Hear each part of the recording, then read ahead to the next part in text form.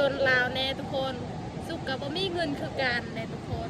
แต่คันสุกมีนะสุกกะซื้อให้ลาวเลยเพราะว่าไอ้ต้นลาวเนาะน้ำสุกตอนนี้ก็จ้อยเก้าก็บ่กินพอสุกคารามเนาะทุกคนกินบ่ได้อีหยังก็บ่ได้กินแต่ข้าวแต่กินก็บ่แซ่บก็เลยสุกก็บ่กินข้าวเลยตอนนี้แต่ตอนนี้ตอนเช้าๆเนาะสุกามาทำลาวมาอยู่นำลาวมาลมนำลาวมาเห็นลาวอยู่คนเดียวเงาก็เลยสุกามาลมนำลาวเลยว่า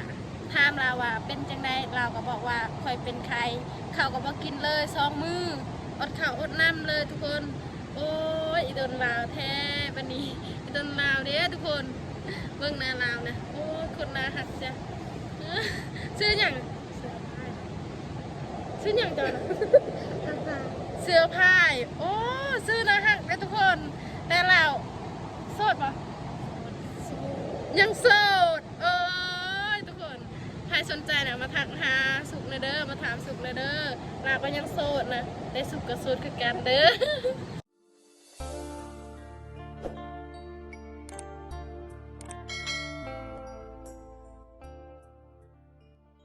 นี่สุกกับมาอยู่นำหมูเด้อทุกคนตอนนี้กะสุกกะ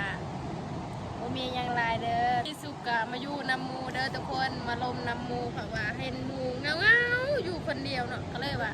มาถามลาว่าเราเป็นยังจะเป็นยังคือมาอยู่คนเดียวคือเศร้าแท้ตอนเศร้าเนาะไม่ได้กินข้าวเลยเราก็เว้ามาเนาะว่าค่อยเป็นใครก็เลยว่าเศร้านะไม่ได้กินข้าวเลยโอ้ค่อยกะอีต้นลาวเนาะแต่กะขนาดสุกเองกะไม่ได้กินข้าวเลยทุกคนไล่มือสุกะโลสวัสดีทุกคนวันนี้สุกะมาอยู่น้ำมูเด้อนี่มูข่อยในงามที่สุดวันนี้กะสุกะอยู่เคมเซละน้องเนาะยังมีอยู่บ่คนสิมากอดนะถ้าใครสนใจมูข่อยนะก็มาทักทายอยู่ข่อยนะเลยแต่เราบ่มีโทรศัพท์แต่กะลมได้เด้อวันนี้มูข่อยกะข้าวก็ไม่ได้กินเลยได้ขนาดอดข้าวอดน้ำเลยมื้อนี้นะเพราะว่าคิดฮอดพ่อบ้าวนะเจ็บหัวก็เลยว่าไม่อยากกินข้าวเป็นไข้เนาะเลยว่าไม่อยากกินข้าวเลยข่อยก็คือกันตอนนี้ข่อยจ้อยมาก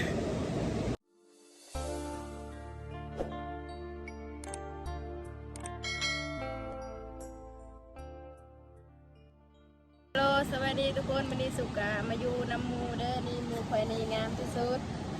ลงเลยได้มื้อนี้กะสุกกะอยู่เคมเซละน้องเนาะนี่